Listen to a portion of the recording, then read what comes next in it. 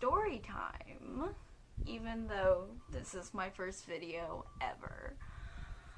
So I guess we'll start, and I guess a warning beforehand. Some of this is legitimately my fault, and then other stuff not so much. So let's start with one of my first stories. Ooh woo, and it sounds like such clickbait. I'm sorry. In 2018, I was 16. I was 16, and I worked this job because I live down south, and I don't know if you can tell, yeehaw, but I live down south, and I started this job, and it's a fun job and all. It's seasonal, so I only work in October because we have these festivals. It's really fun. They're really cute. I like going to them, and I like working at them, and I love working at this place, and I really love it. But we always have a couple of weirdos every year, and it's kind of no bueno. The first year I worked it, we had the grill guy. His name, I won't say his name, obviously, because I'm not big dumb. I am, but it's fine. And so we had this guy named Michael. I'll edit that out. So we had this guy, and let's just call him Camo Fedora, because that was what he was. But that didn't involve me so much. He just made a lot of incel kind of comments. And then he texted my coworker Stephanie and threatened to kill himself when she wouldn't go out with him. So that was fun. But next year, oh boy, next year is when it got big fun. 2018, the year I got sexually harassed by my coworker who was also a Nazi, and sounds like such SJW bullshit, but wait for my story. Anyways, so it's the first day of the job. I'm coming in, I'm all excited. It's my second year working, but it's the first day. It's a 2-week event. And so my boss, he comes over me, and he's the sweetest guy. He looks like Phil. Not Phil. He looks like Santa Claus. I don't know why I said Phil. I think because he feels like Santa Claus. And so he comes in, he was like, hey, can you watch the cash register? You're going to be on cash register again. I got some new guys. I don't quite trust them. I was like, okay, yeah, whatever. That's going to take away some of my bathroom breaks, but it's fine. I'm getting paid. I'm excited. I'm here. I'm here for it. And so I start working, and one guy smells like weed, reeks of weed. I'm like, yeah, it's okay. You're not doing cocaine. We're fine. And then the next guy, he's very tall, very buff, and he looks like a giant bald leprechaun with a beard, like a ginger beard. And I'm genuinely so scared that he might find this and actually murder me, because he could. Because he had a tear tattoo too, and I don't remember if it was filled or not. I think it was unfilled, but I'm not sure. And so the first guy, he just starts talking to me, and he's like, you ever smoke weed? And it's not the stoner guy. I don't know why I said the first guy. It's the leprechaun. And I don't really answer because I'm 16 and I feel very awkward. And I'm like, hello? So that's all. He just asked me about a bunch of drugs the first day. And then halfway through the day, one of my coworkers says, I'm talking about him, and one of the people say, the guy with the swastika tattoo. And I was like, swastika tattoo, what? So I go over, he takes his hat off, and I was like, oh, you got a lot of tattoos on your head. And he's like, yep, I got this baby right here. And he points to a swastika on his temple, and I was like, oh. And me being the smarty I am, I don't ask. I don't fucking care. I don't want to know. I don't want to know anything. But he goes ahead and tells me that when he was in prison, he got initiated into the Aryan Brotherhood. We love that, thesis. And so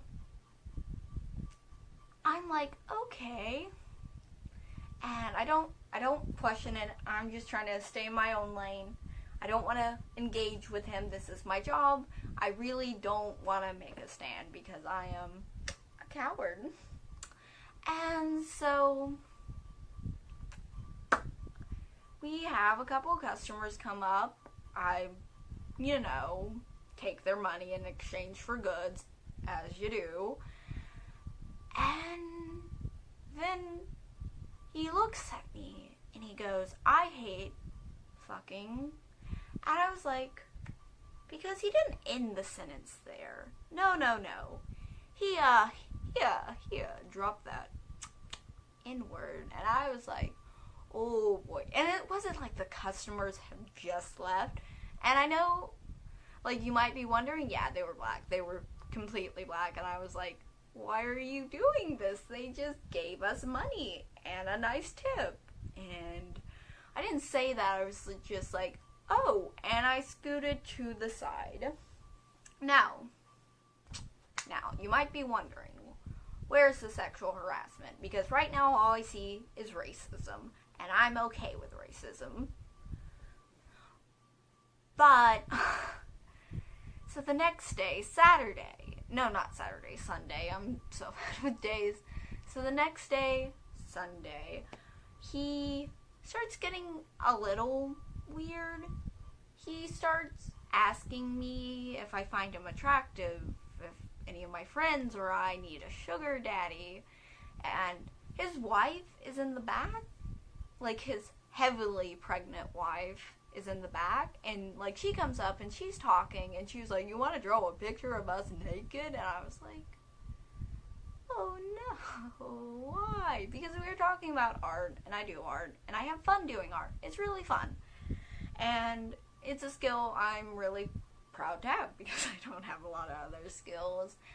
And I was like, I know. And anyways, he goes off with her and he comes back and he's like, my wife's jealous of you. And I'm like, what? And he was like, she thinks I'm flirting with you. And I was like, oh, I want this to stop. This is so bad. I hate this. And yeah, I was not good with that, but it was fine. I was like, you know what? This is all right.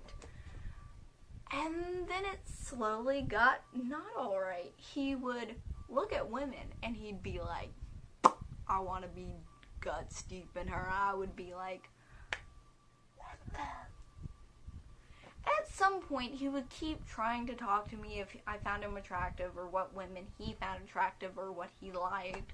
I was just like, no, stop, please. And like, all my coworkers had like found out I was uncomfortable.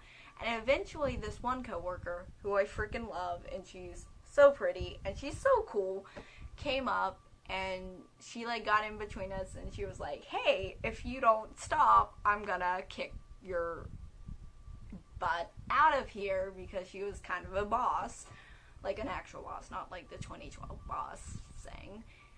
So, anyways, I was kind of scared because I had another weekend of this, and he was kind of getting a lot of crap about it. I was like, I'm gonna be murdered.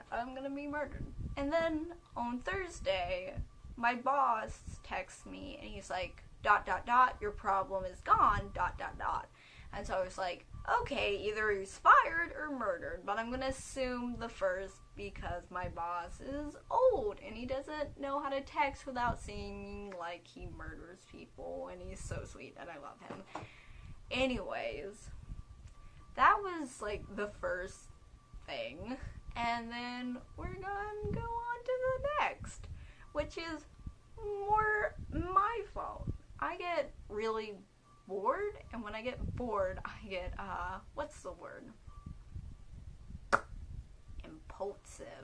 I get very, very impulsive, and I can't really fix the camera. Sorry about that. So, walking on the roof wasn't doing it for me, so I was like, I'm gonna go roller skating. I don't know how to roller skate, and my neighborhood is so hilly. I don't live in an ideal place for roller skating or skateboarding or anything with wheels. Like, there's a hill where you can't go on a bike because you'll literally scoot into the bottom of somebody's yard, and it's terrible. But it's still a good neighborhood, and it's so pretty. And so I'm roller skating around, and I'm like, you know what I should do? Because God made me an extrovert for some unknown reason. I'm gonna knock on people's doors. And so that's what I did. And I come to this one guy's yard, and I'm at the top of the driveway. He's at the bottom. He was like, are you looking for my sons? And I was like, how old are they? And he was like, 9 and 10. I was like, I'm 17. And he was like, you want to babysit? I was like, I guess. And so I scooted down like a dog because I'm on roller skates and I didn't want to take them off on his driveway and gave him my information. I thought like the whole thing was a joke, like that he was definitely not going to call me as a babysitter, because not only did I scoot down like a dog, I literally just stood in his yard and made eye contact for like 5 minutes because I have no social etiquette. The next day he texts me to babysit, and I'm like, okay. But that's not the part of the story we're focusing on. I know the guy across from him has a pool. So I go up there, and I knock on the door. I wait. I hear some loud yelling coming from the back porch. He comes out, and he's like, and he's really joking. And it kind of catches me off guard, because usually I catch people off guard by being random and going to their porch and having conversations with them. And so he's joking with me, and he goes, what happens to Bruce, and he like lightly taps my arm, and I explain that it's from my backpack because it's so heavy and I hate myself. And I go, hey, can I use your pool? And he's like, sure, it's not clean, but if you want to. So I come in, I hear loud yelling. He takes me to the backyard, and he's like, watch out for chickens. There's chickens running in his backyard around the pool. I'm like, okay.